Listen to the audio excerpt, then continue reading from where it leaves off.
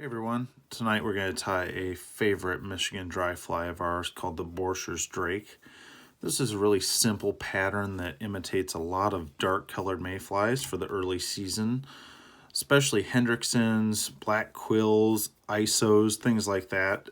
It's really an indispensable pattern, great to have in your box all the way through the season, and you'll want them in your box from size 10 all the way up to probably 16s. Tonight we're going to tie on a 12.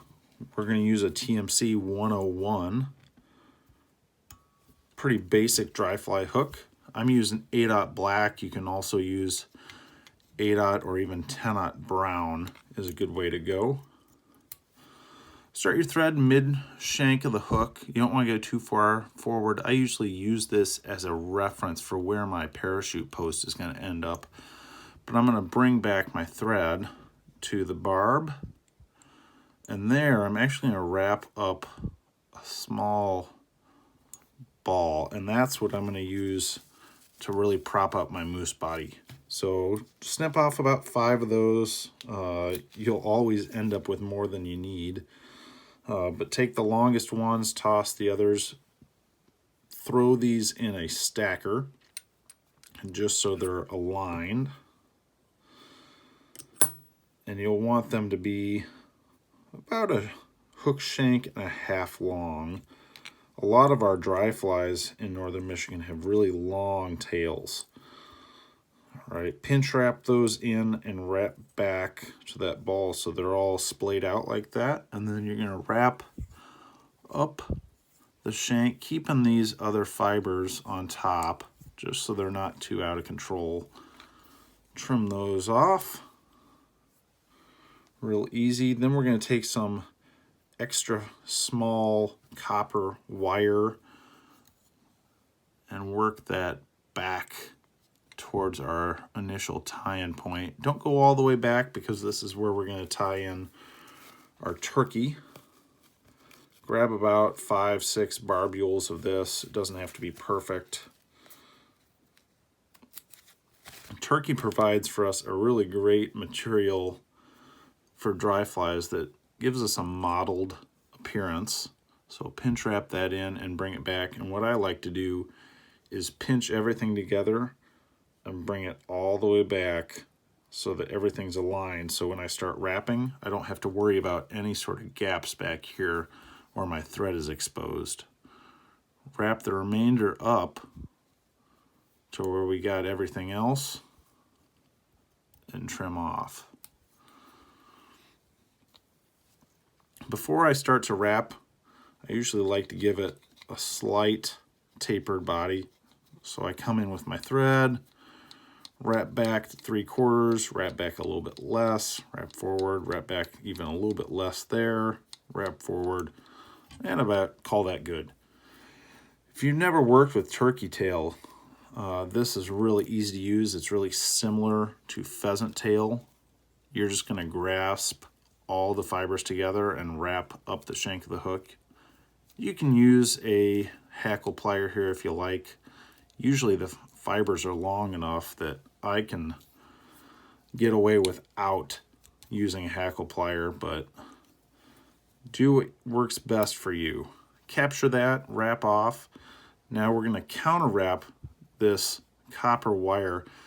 And you can use copper wire, you can use thread, you can use crystal flash, whatever you really think looks well on the fly. But this is going to add to durability and give it a little bit of ribbing up the shank. 1, 2, 3 wraps to capture, 3 in front. Bring your nozzle up, and I usually just helicopter this off. With extra small, doesn't take much and it'll break off. Rotate that shank, make sure everything looks pretty good there. I like that. Now we're going to grab our parachute material. This is polypropylene yarn. I usually trim a pretty good chunk and then split this hank in 2 down the middle and save it. So I split it between 2 flies, at least for this size 12. When you go up a size or 2, you may only need to use 1/4 of this amount. I typically fold this up on the thread. Oops. Having that extra amount gives you a lot more control with this fiber, and you'll have some errant guys just swimming around. That happens. Don't worry about that. If you're worried about it, give it a twist. And we're going to create the parapost here. Pay attention to your proportions. At one point I used to tie these and I would start with the parachute post, and I would pay so much attention to exactly where it was, because sometimes I was finding I would tie flies with the post in the middle of the fly, and it just drove me nuts. So pay attention to that when you're tying these, and a little bit of practice goes a long, long way. I'm going to trim this guy there.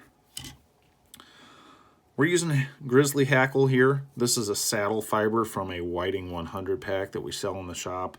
You can use a neck hackle. You can also mix grizzly and brown hackle together for this fly. It makes a really nice full parachute hackle.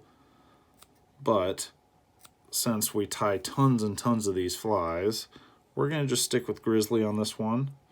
And I like to capture it ahead of the post and behind the post, and then actually wrap it to the post, up and then down. This gives you a really secure connection to that hackle, so you can start at the top and just work your way down. Wrap over what's left of the butt section there. And now we're going to add some superfine. This is a great dry fly dubbing in brown, really easy to use. Use less than you think. Always, always less than you think. You can always add more. This is a Michigan classic fly that originated around the 1900s. And the material list has changed a little bit. The original used condor, so obviously not a thing most of us use anymore, and we've moved on to turkey. Turkey is pretty durable, readily available, and really inexpensive. You can tie a lot of flies with 2 turkey tail feathers. It's important to get a good transition from this turkey to the superfine. I'm paying a lot of attention to my crisscross wraps here. And make sure you rotate your vise, take a look, and make sure that all looks good to you before you sign off on that final wrap. Oopsie, I got caught up there.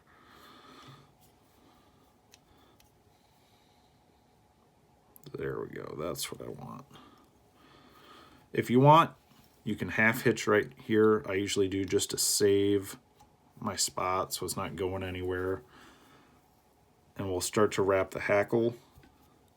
I didn't wrap real far up this post. I probably could have wrapped a little bit more, but we're gonna pack a lot of wraps into this spot, and you're just gonna wrap almost on top of itself.